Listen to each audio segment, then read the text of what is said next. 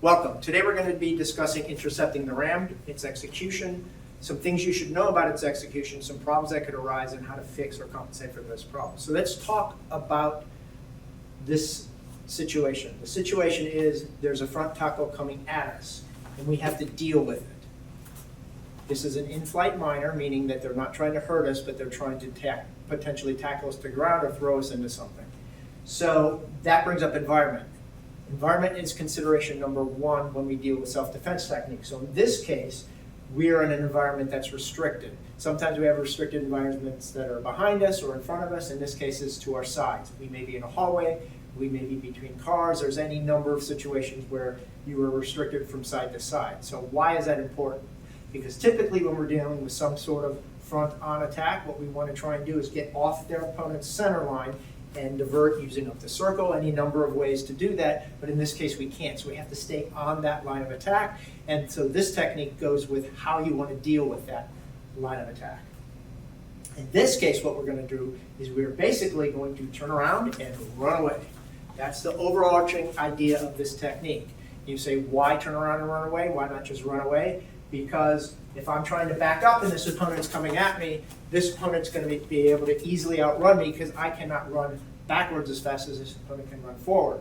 So to better my odds, I am going to turn around and I'm going to run in the direction I can run fast. So that gives me a better chance of being able to outrun this opponent. But like Kenpo usually does, we're not just going to turn around and run away. We're going to use that turnaround in order to help us out. So let's talk about the timing of this technique. I see this opponent coming at me and I can catch him in any number of timings. Let's say I catch him further away. That takes us to the beginning part of this technique. The idea is I want to hit him with a knee and then hit him with this hammer fist. A lot of people make the mistake that that's going to stop the forward momentum of this opponent. This technique does not do that. This technique goes into the assumption that I will never be able to stop this opponent. I'm going to continue out, even though it takes into consideration the fact that you may be able to stop this opponent. So keep in mind that if this person was much smaller than me, stopping their forward momentum might not be that big of an issue, but somebody my size or bigger, it would become an issue. So as we run through this technique, keep in mind the idea that we are just using their forward momentum in order to aid us to leave. We're not trying to potentially stop this momentum, even though we could, and it takes that into consideration. So let's talk about that timing again. The person comes at us, we catch him at a farther distance, and we use that forward momentum to bounce off of them to a certain degree. Even though that we're hitting those majors and we're going up at that diagonal, we're not going to make the assumption that that's going to stop the momentum. Instead, what we're going to do is we're going to use that momentum to aid us.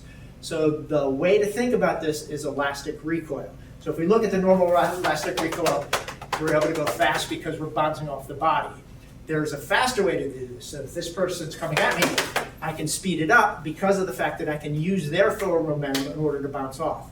That's what we're doing in this case. Even though we're hitting with majors, we're making that assumption that we can't stop them, so we're going to use that forward momentum to aid us to go backwards. So we catch them at a far distance, we use that, and then we allow us to bounce off. Now, let's talk about we didn't get that. We're in a non-ready position, they come at us, they start to hit us. We can now do the second part of the technique was the elbow. So the person comes at us, we catch them, and then we go into the elbow. So keep in mind, this brings up a very interesting point. Notice I was able to do the second part of this technique without the first part of the technique. This also carries through with the third part of the technique. This technique is basically broken up into three sections. And each section before it is not necessary for the one afterwards. So in other words, I could do the end of this technique just as easy. I could do the middle or the beginning of this technique. The idea still is the same. I'm trying to get out. The only difference is which direction I'm getting out.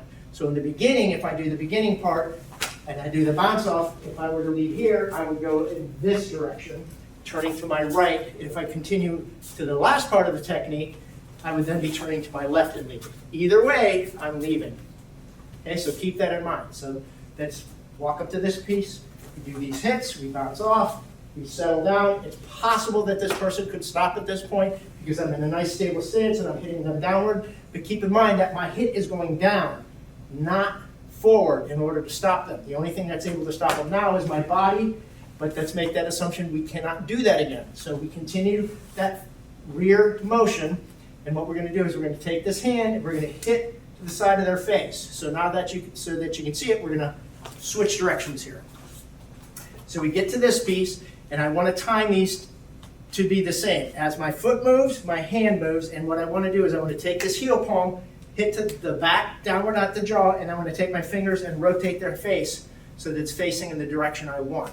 So as I do that, I'm ready to go, and then I cock my right hand, which should already be in place, and then I'm going to unwind, because now I'm in a winded position, I'm in a twist stance, and I want to unwind and hit them on the side of the face with a vertical forearm, which is traveling on the horizontal.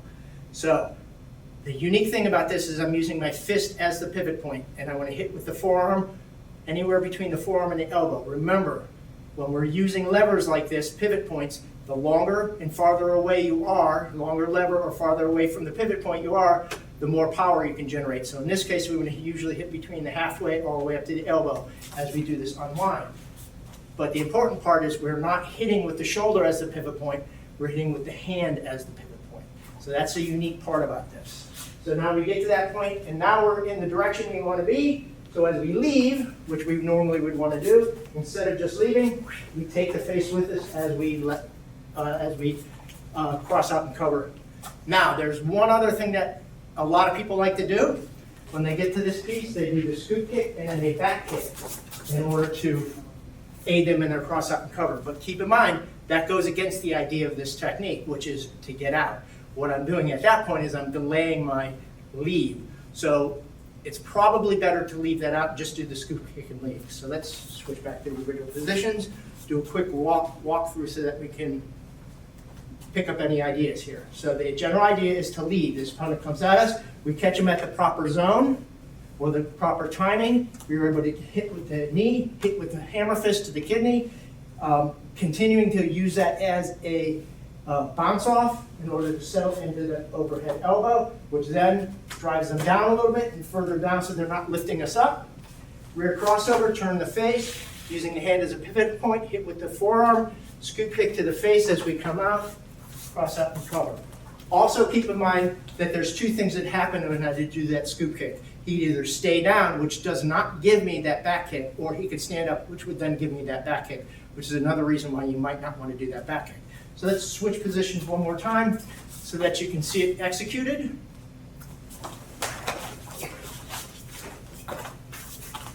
Okay, up. Hope this video helps you. Thank you very much.